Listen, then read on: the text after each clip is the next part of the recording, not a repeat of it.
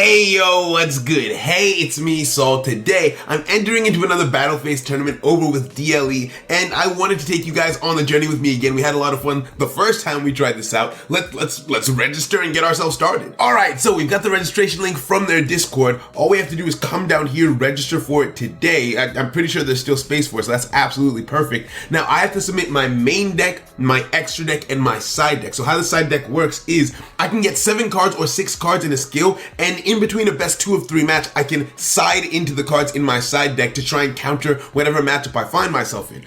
So I need to register first and foremost, and then I can go from there. So yeah, I've joined up. It's literally completely free to register for the tournament. Like you can, and they do these all the time, which I really love. Like they have a whole team that's in charge of running like their organization. I don't know. It is wild to me that they're able to do this so frequently, but I absolutely love it because like in Yu-Gi-Oh! Duel Links, hitting King of Games is great. And when I was a newer player, if I still remember my first time hitting King of Games, right? It was insane, it was wild. But nowadays, the highest peaks of competition that you're going to find is in tournaments like this against the most seasoned players who also hit King of Games and then decided to go even further beyond. You get what I mean?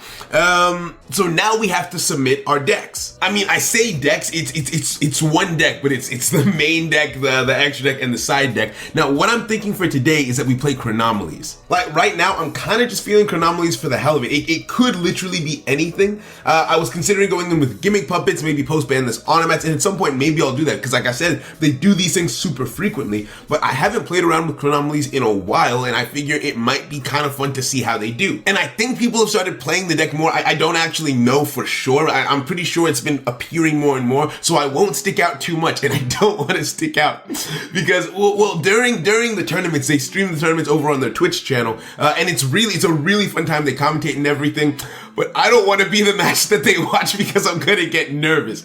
So hopefully this is something that I can do where I won't stick out too much, and we see what we can do. So I get an image of my main deck, I scroll down, get an image of my side deck. I'm going with what I consider to be a relatively standard Chronomaly build, you know. I'm using the Gateway to the Another Dimension skill that allows me to effectively duplicate my monster level. So I'll send a monster from my extra deck to the graveyard and all my monsters become that level. Lots of restrictions, but it works pretty well. So 2 level 9s, I send 1 level 9 to the graveyard, all my monsters become level 9, and I can make myself this thing. Dyson Sphere for direct attack. It's basically just a bigger Utopia, right? Think of it like that. If it comes up in a match, I'll explain it on the fly. I can make myself a negate with Force Focus. Obviously, I've got, you know, Hayek, and then I also am running Concentrating Current because Hayek can reduce my opponent's attack to 0. I attack into them, then add my defense to my attack. Boom, we have lethal, right? So those are the plans and the plays, and that's the main deck and the side deck. Now, the extra deck is a bit harder to lock down because like there's never one ever consistent extra deck that will always work. You kind of have to watch and like keep your finger on the pulse of the meta and anticipate what people will be playing to try and counter them. So I'm including Poisonous Winds in case I run into Harpies or Gaia, because Harpies is the most popular deck right now. And Gaia is also, Gaia is up there, right? So to deal with those 2 decks, I can side into Poisonous Winds. But I'm also, I don't know. I'm a little bit scared of the Melodious matchup. I haven't played Chronomalies in a long time. This is my first time playing Chronomalies since the time where I tried to cog with them in the space of a week, which was like, I don't know, a month or more ago, right? So I am rusty. I don't know what the matchup is with Melodious. I know that we can use the Force Focus to negate it, but like in case we need more potential, I don't know. Now, other than that, I'm not actually 100% sure what I'm going to be running into, right? Because I've been, I was sick for a little bit, which is why videos kind of stopped on the channel. And also I've just been busy just editing some other projects and doing a few other things. So in terms of like the competitive scene, I tune in from time to time. I know Harpies is very up there. I know Melodious has been doing well, but I don't really know what else is dancing in and out of the meta. I know Magnets was around for a little bit, but I don't even know how to side for Magnets. So let's take a look at the tier list. Okay, so according to Duel Links meta, we have to prepare for Harpies and Melodious, which I feel like we've done as best as we can. Maybe another Poisonous Winds. I only have 7 cards to work with, so I need to be careful. DDD is apparently also up there, which is to be expected. Destiny Hero, we've already prepared for Gaia, and Magnet. Well, okay, so fair enough, kind of what I expected. Now, how do I want to side for these? Now, I'm trying to imagine what my matchup would be like against a DDD player, and I am somewhat worried about that matchup because assume that I go first, I make a Force Focus, they summon Genghis with the Swirl Slime in hand, and then they fuse all that good stuff. I can negate one of their cards' effects, but they're just bigger than me. So how could I stop them? Okay, so I had an idea, and I was actually inspired by the side deck options of the DDD player whose deck we were looking at. Defusion, right? This would be a good card to counter both DDDs and Melodias, so it's killing two birds with one stone, which means maybe I can take Chalice out of the side deck and try and put something else in there. This will defuse the Bloom Diva, and so the cards that I'm afraid of, if they were to go into a Genghis, I can negate Genghis, then they would most likely special summon into a Beowulf or a Dark, but those two monsters would be bigger than my Force Focus. Well, if I defuse them and I've negated the effects of Genghis, then they won't be able to special summon from the graveyard, and that should stop their play in its tracks, I'm hoping. Anyway, so defusion could be a shout. Also, one thing that I find interesting is that there's no real like Xyz decks. I mean, some of these decks can Xyz summon. Before, it was a really good shout to include a Stygian Dirge, and I guess Harpies synchro summon and DDs can synchro summon as well, but there's a lot of fusion involved in a lot of the decks that are currently up there, and Harpies could pop your Stygian Dirge. It just doesn't feel worth it right now, right? So up next is Destiny Heroes, and I'll be honest, I've lost to Destiny Heroes once. It was on stream when I was learning to play a Rika deck, which wasn't the optimal thing to play or to try and counter that deck. When playing my actual, more competent decks, I've never lost to the Clock of Destiny skill. The reason being, I tend to just wait it out because I've never read the skill. I don't know what it does. All that I know is, after they activate that Clock Tower of Destiny and they get the counters on their field spell, well, yes, I can't deal damage to them, but after like a turn and a half, after 2 turns, there's no half a turn. After a little bit, it just goes back into the deck automatically, so they either have to MST it themselves and expend their resources, or you just wait them out and you go from there. So a searchable MST isn't great, but if I'm not too reliant on back row, which I don't think I will be with, Hayek and all my other options, I should be okay in that regard.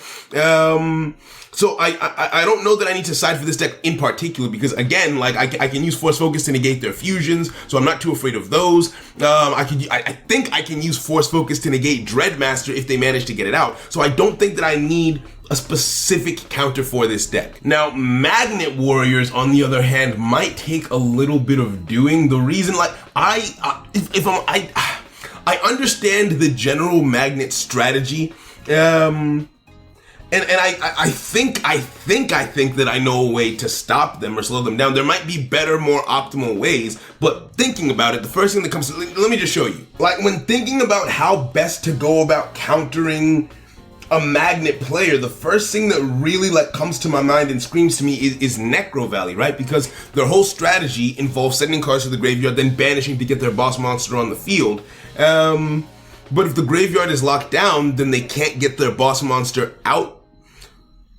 I just think that Necro Valley would also shoot me in the foot a little bit is the problem. Like, I feel like it's a question of who would this hurt more, them or me. The reason and this might not be the right thought process. Maybe there's a better way that I'm just not seeing. And hey, when you watch this video, maybe you can shout me out a better way to counter magnets. But thinking about it, right? My skill allows me to send a monster from my extra deck to the graveyard and change all the monsters on the field to the same level. Now, I do have some recovery from the graveyard, but my Crystal Skull searches from my hand, it gets sent to the graveyard. The only things that really come back from the graveyard are Nebradisk and Skeleton Dude. I forget what his name is, but I think I should be, I think I should be okay with this. So now that I've got Defusion as an option as well, I'm going to take out Chalice, rely on Defusion and my Force Focus for the Melodious matchup, and this will be my side deck. Like, I don't know if side decking takes as long for other people as it did for me just now, but I like to try and be prepared for what I'm about to walk into, you feel me? Okay, so that's everything for the tournament locked down and saved. I can change it if I want to before the tournament starts,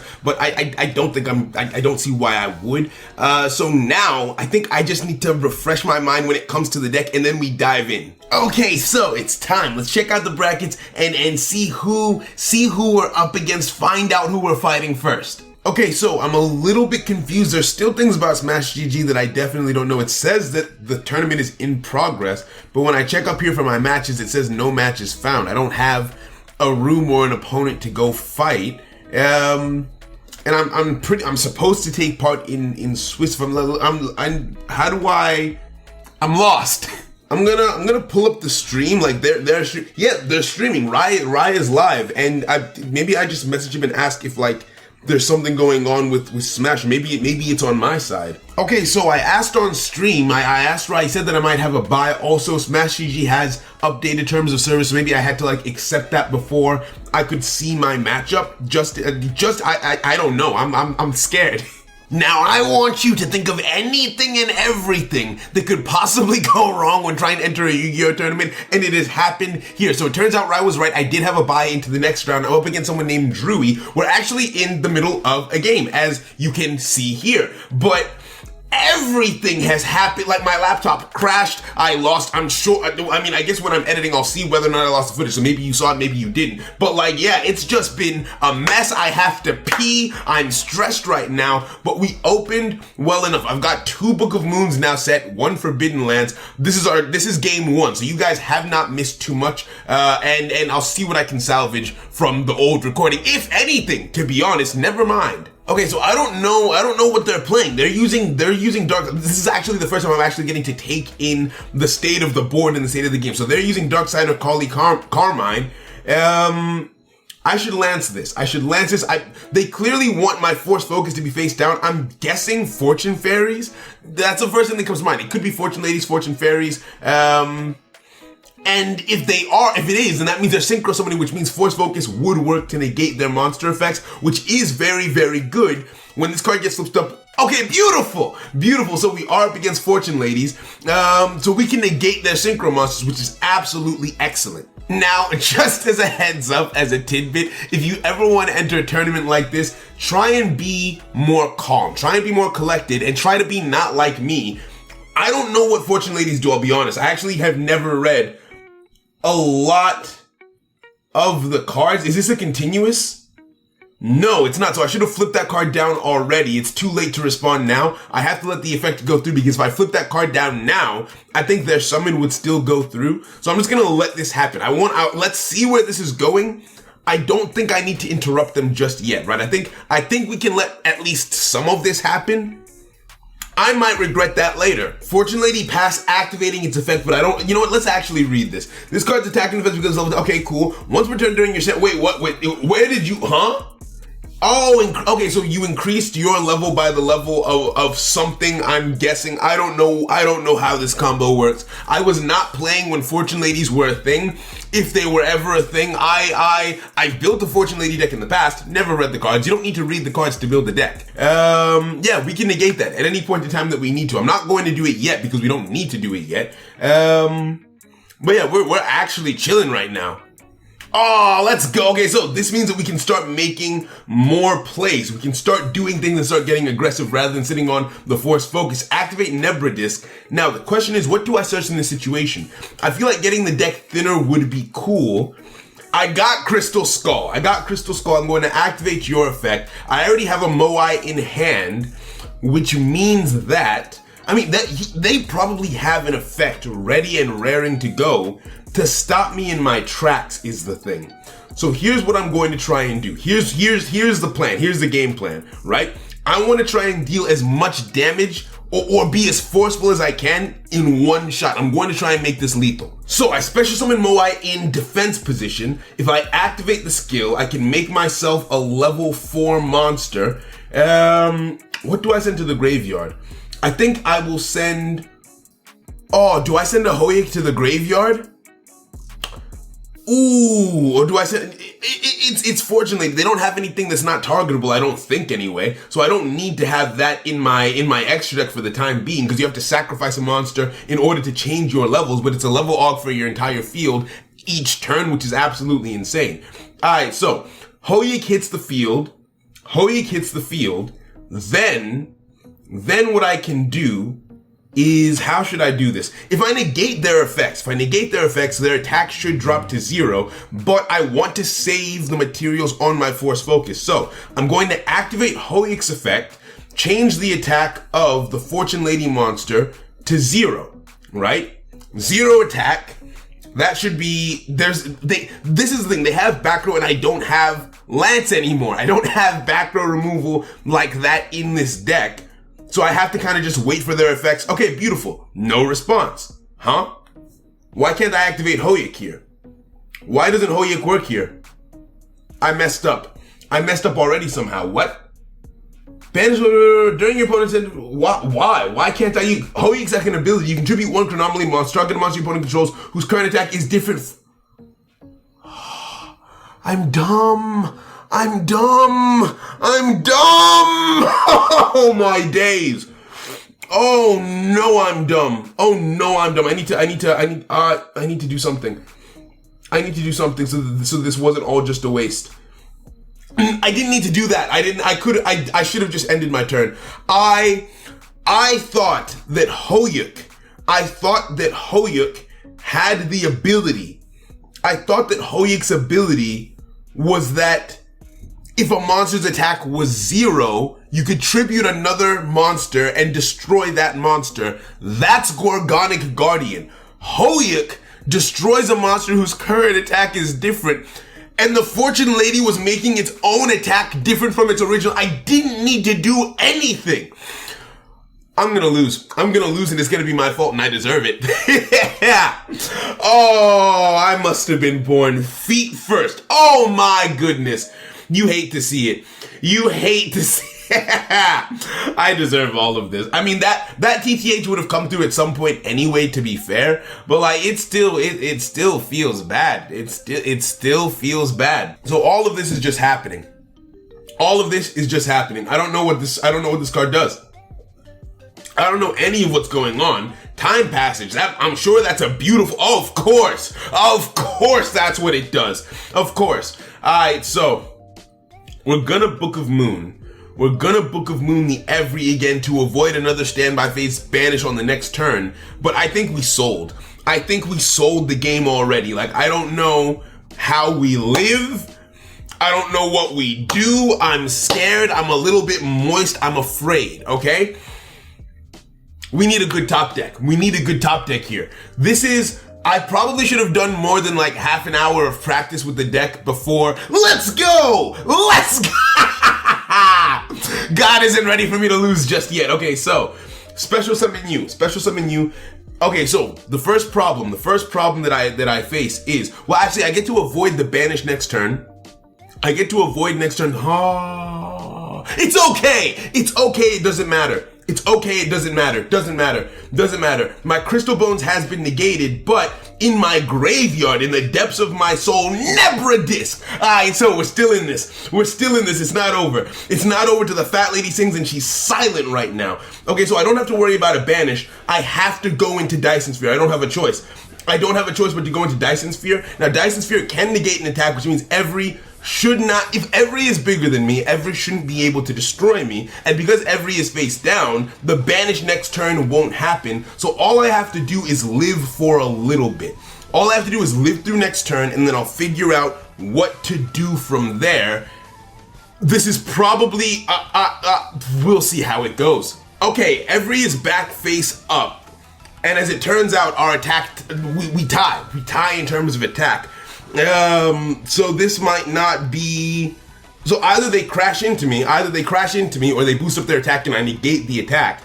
Either way, unless they have a form of removal besides attacking, I should be good. Oh, he synchro summoned. He can synchro summon. He can say, I forgot. It's not, of course, you can make other things.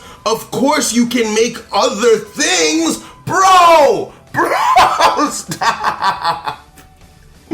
I just want to be happy.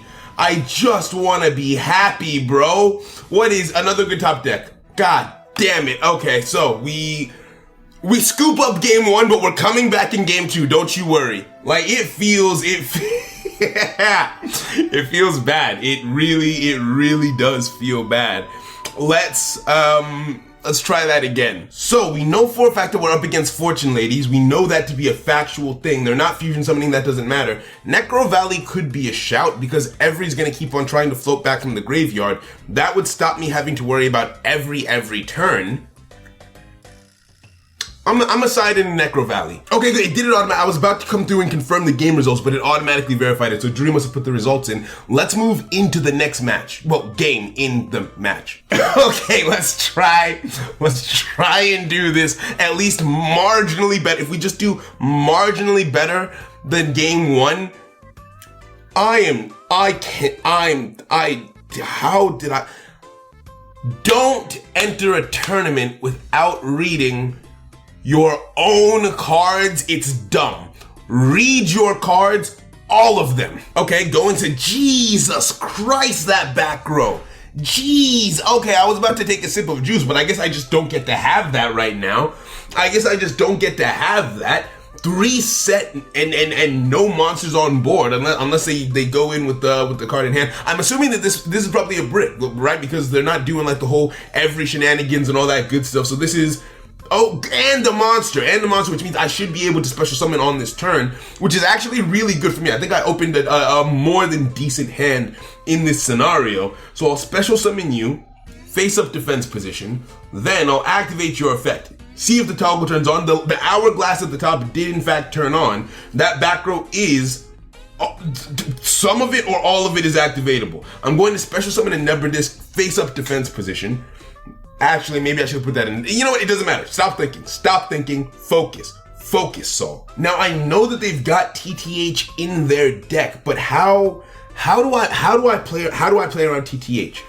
How does one do the dance around TTH? I actually genuinely, because what I could do, I could rank 4xCs into a Hoyik without using my skill. Then I could also make myself my rank 6. I could also make a Force Focus, but if there's a TTH set, then I'm stuck and I don't have lands. So I'm only going to make the Hoyik. Here. That way, in case everything goes wrong, I still have a monster in defense. Well, actually, no, if I get TTH, I wouldn't have a monster in defense position. I'm going to summon Moai in defense position and just leave it there. So I have at least something in case I get TTH, and we'll go from there. And then I'll use Crystal Skull to search out another Hoyik for next turn. That way I'm a bit more, I have my follow-up ready to go in case things do go wrong. Learn your decks. Know what your best options and best routes are, because there's probably a better answer than what you see on the board right now. But this is what we're doing. Book of Moon, as you do. Get down how you get down. I have that too. I have that too. Okay, flipping face up the Fortune Lady. I don't even know what you're called. Fortune Lady passed, fair enough. And you top deck this thing. I think Fortune Lady Calling is what starts their combos and their plays, because this is what they use. Yeah, and Time Passage. This is how they got into in the first duel. Now they've only used spell cards, so TTH is still live. I have to be weary of that. I kind of wish I had opened up a little bit of back row now. I kind of wish that I had. I don't want to be 2-0'd in the first game. I'm actually afraid to be 2-0'd in the first game. We'll see how this goes. Goes into the Fortune Lady Every, as you do. Now, defense position. Not what I was expecting. I was expecting them to start getting aggressive. I was expecting some offense, I'll be honest, right? Because a cool thing that you can do is turn your toggle on when you get flip face up as Hoyik. Because it's a damage step, you can still activate Hoyik's effect and reduce your opponent's attack, which is really, really cool. They're not done. And Every will still float back out of the graveyard next turn. Bro, no way. And doesn't even go after the Hoyik. They must know about the quick play. But this is what I mean. Like when you're playing in a tournament, it's people aren't going to make those mistakes. Take me out of it. I don't count. Other people aren't going to make those like base level mistakes that you might find on ladder, right? You have to be a lot more careful. Now this is good. This is good because I mean, actually, there's not. I drew into Lance, which isn't a bad thing. It's not. I'm not upset about that. My question is just how do I conduct myself here in terms of resources, right? I could summon Nebradisk from the graveyard after reducing their attack, but then I would be locked into Chronomaly monsters, and I would have to use the skill to make a second Hoyik. Or I could normal summon this Nebradisk. I want to conserve on resources, so I'm going to do it this way. I'm going to do it this way to try and conserve on resources. So send you to the graveyard, reduce you to 0 attack. That way I can get Nebradisk back out of the graveyard. Okay, no response, nothing being done so far. No action being taken by my opponent. It might actually be a shot. I was expecting a response there to Hoyik, to be honest with you. I was expecting him to flip up some back row and try and activate Hoyuk. It might actually be a shot to activate Hoyuk's ability to destroy Cyber Slash before their back row can be flipped face up. That way they don't get a back row activation and a bounce with Cyber Slash, you know? And sure, maybe they'll chain to it, but at that point I've already activated the effect. Cyber Slash is still going to die. Oh my days, the Lance. You hate to see it. You absolutely hate to see it. And now Cyber Slash can activate. But that is one piece of back row revealed. I now know, well, I now have one less thing to worry about, and this is actually good. No, I don't mind this. I don't mind this at all. The reason being, they're putting a Hoyuk back in my extra deck for me, which means I can make another Hoyuk. So we activate a Nebra in the graveyard, summon it onto the field. I will comfortably now change my monster's level to 4. Actually, no, I will normal summon this. I don't think I can change my monster's level to 4 at this stage, because looking at the world just the way it is, I don't know what to do. My skill wasn't activatable there. I haven't used it this turn, I don't think. I'm not sure why it wasn't activatable, but that's okay. That's okay, let's just get some damage in. Let's just get some damage in and do what we can. That back row is still activatable. I'm still feeling you can tell, they're thinking. That hourglass means that they're thinking about whether or not to pop something on the field. So I think to play around TTH, the thing to do is to activate my effect and tribute this monster on the field, right? That way, TTH is no longer activatable, unless he chooses to chain TTH to this to destroy me and the Cyber Slash, at which point I will chain Lance, right? That's the only way I know how to do it. Now, we still find ourselves facing a significant problem in that next turn, they will still be summoning Every back onto the field. We'll cross that bridge when we get to it. MST, okay, so they just have everything. They just have everything. All right, fair enough. And Every comes back onto the field. It is what it is. Now, I am about to be banished, but my Hoyuk is going to be banished, but I can change the attack of my opponent's monster, right? Now, I'm pretty sure me activating Nebra in the graveyard was probably, that might have had something to do with me not being able to activate my skill. Oh, Chalice. Well, on the bright side, since they top deck Chalice, that means they didn't top deck a monster, so it's not lethal. On the downside, wait, what? What are you doing? Stop. Bro! What does that, what, I need to read what Time Passage actually does. GG's. Like, I am just going to hand, this man is a liar. Look at that. GG's, well played. I'm bad at Yu-Gi-Oh! I don't know why you're watching this video. I'm bad at Yu-Gi-Oh! But yeah, GG's to this man. GG's friend. I can't spell. GG's friend. Good luck in the rest of the event. Right? And we just report the game and we take that firm L. You know, hindsight is a beautiful thing when you think about it. Like when considering the decisions that got me here, I could have played a deck that I actually remember how to play. I could have played Gaia, but I said no. Wait, hold on. I could have played a deck that I actually know how to play, where I actually know what I'm doing. But here I am, playing a high skill deck in the form of Chronomaly, where of course you need to know what you're doing to succeed. There were so many points at which I thought to myself, hey, you're dumb. Alright, real talk though, real talk. Gather around, get close. So in a tournament, you can go, I think it's possible to go 3-2 and still top. Now, the best I can do at this stage is 3-1 because I got a bye, and hopefully that won't I should probably win the 3 games before thinking about whether or not it would affect the tiebreak, because from what you've seen, you have no reason to think that we'll even get that far to begin with. Okay. It's time for the next match. We're up against Scissor X. feet first. Anyway, let's begin. Okay, so my opponent isn't here yet, so I'm just gonna make a room real quick and I'll put the code in for us. Okay, now we wait. Now we just wait. Alright, so this opponent is 1-1. As long as we do better than we did in the last match, we'll be okay. I took this time in the interval between matches to read some of the cards. I'll be honest and tell you, not all of them, but this has taught me that the fact that you played a deck like a month or two ago and you managed to do all right with it and get a feel for it and understand it, that doesn't mean that you've mastered it forever.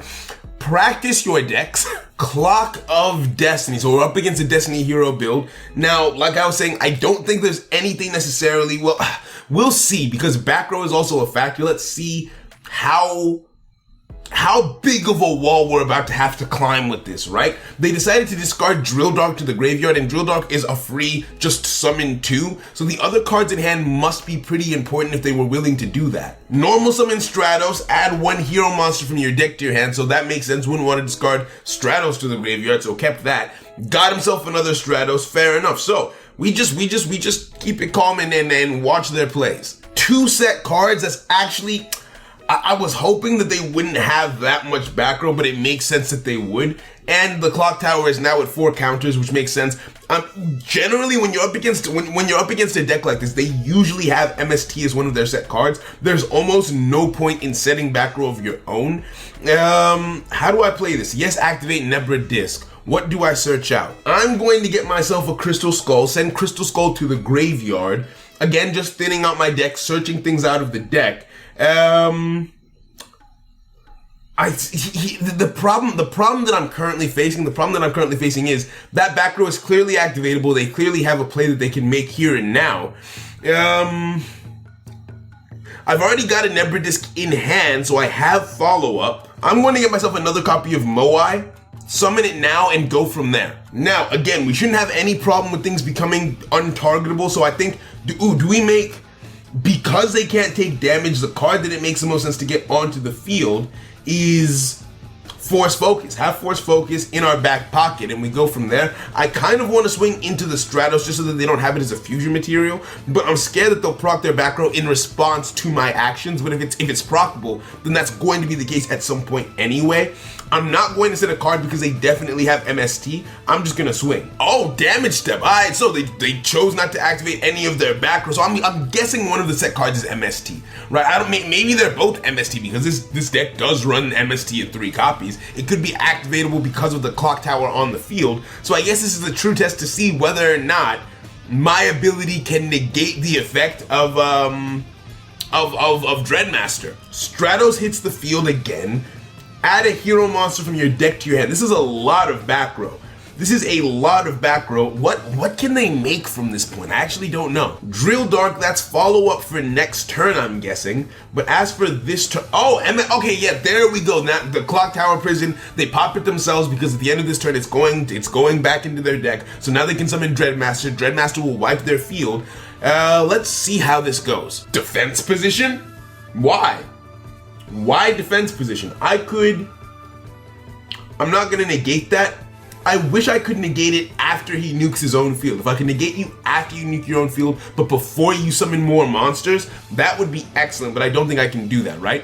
And something about Stratos just makes me uncomfortable. I should have negated because Drill Dark could special summon. I forgot about that. Decider hits the field, but still there's not much that they can do. I'm guessing that they were expecting a negate to come through, which is why they went with defense position. But my question now is, what more? Exe summon into Excalibur so you can beat over the Force Focus. That, I think, is actually okay.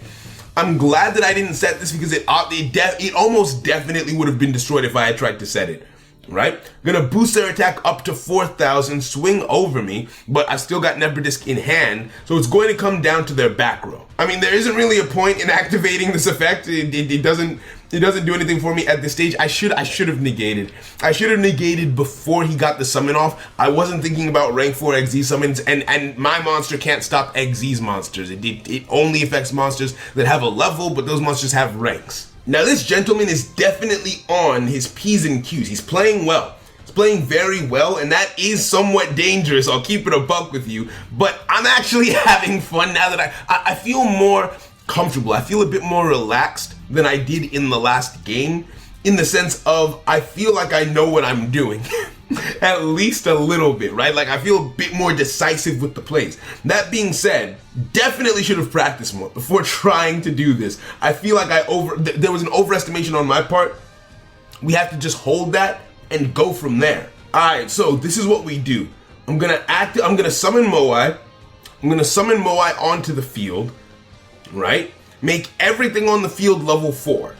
Then I'm going to try and destroy the Dreadmaster and go in for lethal against the Excalibur is the current strategy as it currently stands, right? I don't have a lance, so I could be in danger, but we have to just hold that and hope that it works out in our favor. So I'll take you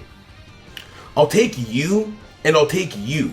Now, if I use Concentrating Current to try and go for lethal, I can only swing with one monster anyway, but if something comes up that prevents me from doing that, I would like to have something in my back pocket. Activate Hoyuk's ability, change the attack of a monster to 0. Now, thinking about it, remembering the effect of Hoyuk, I cannot, the only monster that I would be able to destroy here is Excalibur. If I tried to activate Hoyuk right now, thinking I just rethought my plan, it wouldn't work. Dreadmaster's original attack is 0. I would just end up shooting myself in the foot again. I should not do that. And so therefore, the only thing left to do now is to swing. Swing and see what happens. Hope we don't get TTH'd. Turn my toggle on and wait for the damage and wait for the damage step. Declared battle. Of course, yeah. It's like clockwork. It's like clockwork. Okay, so we are in a significant amount of danger now. We're in a significant, and there's no real recourse or response, right? There's no real recourse or response because, oh wait, no, this is guaranteed lethal. This is guaranteed lethal because they added Decider. Yeah, they added Decider back to their hand. So lethal is guaranteed here. So we lose game 1. Let's try and bring it back. Now that was a painful TTH, but that's just a play of the game. We have to take that. And I don't think we need to side deck for game 2. Defusion could be interesting if they choose to use Mass Change, but we never saw them do that in this game. Necro Valley, I feel like in this situation would hurt me more than them, and Poisonous Winds would be useless against a hero deck. I feel like I should have prepared more for the hero deck. In any event, let's go. Hey, my opponent is side decking. They're still not back. It's kind of making me think I should side deck too. they're cooking something up right now. I'm a little bit anxious now because why are you taking so long? Why are you taking so long right now? Maybe I should put in the defusion. Just no, don't be. I'm being dumb. Okay, no. We just wait patiently. They'll come back. They're still not back. Oh no, they're on table 2. All right, let's go. Oh no, what's happening? Now that definitely was not a great game 1. Now the clock tower strategy itself didn't really phase us, and like we thought at the beginning of the game, it's the back row mostly that we have to watch out for. I wish I had more copies of Lance in this deck, or just more forms of back row removal, because what I'm feeling is the same thing kind of happened with Fortune Ladies, with the back row and everything kind of, well, and also me having feet first, remember, but more ways to plow through back row would be nice here. So he's going first, doing his whole thing, drawing cards. Oh wait, did you open the clock tower? I don't think he used it. Oh no, he did activate the skill. Alright, that's cool then. So that's gonna disappear in like a turn and a half or something like that. MST gets added to hand, so I can't set back row. Good thing I didn't open any this time. And we just have to we make our way, we find our way from here and see what we can do. How much back row do you have? That's 1. That's 2. I can play with, alright, so we're playing through 3. That's fine. Let's get in there. Draw. Now, ooh, Lance. I like having Lance in hand. I like a Lance in my hand. That's actually very nice to have just in my back pocket. So just like last time, I think it only makes sense to go into the level 6. That's the only thing that really speaks to my soul right now at present. So summon you, activate your effect. The level 6 is the best option in hand, I think, for a summon right now. Now, there was a delay, so something is activatable. I know that one of those cards is definitely MST. But we kind of just have to face our front, do what we're doing, and when they interrupt us, we just have to try and run with it. Now, the thing about the level 6's ability is it can make another monster level 6, but then you can only summon Chronomaly monsters for the rest of the turn, which would be completely counterintuitive to what I'm trying to do here. So my only real option is to go Force Focus and see what my opponent does in response to it, if anything. I still haven't normal summoned. I want to see if I bait anything out. If not, that's fine. If I do, then that's great. Okay, no response, so I can normal summon Nebra Disc, activate your effect. TTH is going to be somewhere in this equation, so I need to be mindful of it and be prepared for it. Let's get ourselves a Crystal Skull. Crystal Skull, search out another... Actually, no. Crystal Skull, search out Nebra Disc, right? Search out Nebra Disc for next turn so I have some follow-up in my back pocket. I really wish I could set this Lance. I really, really wish I could set this Lance, but I know it's going to be MST'd if I do. It's going to go to waste if I do, so I can't risk it. Okay, so if there's another TTH, we land on, we have 3 monsters on the field instead of just 2 to hopefully avoid an OTK. And we just gotta see what we can do from here. Book of Moon as you do, Lance in response, because I want my monster face up. My monster being face up is actually essential, so I will use Lance for that. And we still beat over their monster, which is good. Lance goes through, so I'm unaffected for the rest of the turn. If you're going to TTH or anything, it won't work on my middle monster now. So let's go. Forbidden Chalice on his own monster to boost up its attack. So my monster gets taken out. That's unfortunate. That is unfortunate. End my turn. Right? So, thinking about it, if I hadn't swung and he used Book of Moon on his turn instead of mine, my Lance would be in hand. There's nothing I can do in that situation. That last set card has to be MST then, right? I can't think of what else it would be. I'm very glad I have the other monster in defense position. Hopefully we make it to next turn and we go from there. Okay, Eggsy summon coming through. Excalibur hits the field. Now, this means that they're not planning on using MST on their clock tower. That wouldn't make sense because Excalibur would just get destroyed, right? Okay, yeah, they're not using MST on the clock tower, so we live to next turn, which is nice. But doesn't the clock tower go back into the... Miss... Oh my days, I've never had someone do it like this before.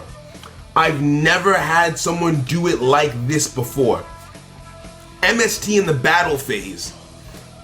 It's a quick play, of course you can do that. That's never happened to me when playing against this deck, even when playing decks that I'm actually more competent with, right? Even when playing with other decks, no one's ever done it like that before. We just have to hold this. That is unfortunate. That deck is more of a force to be reckoned with than I gave it credit for.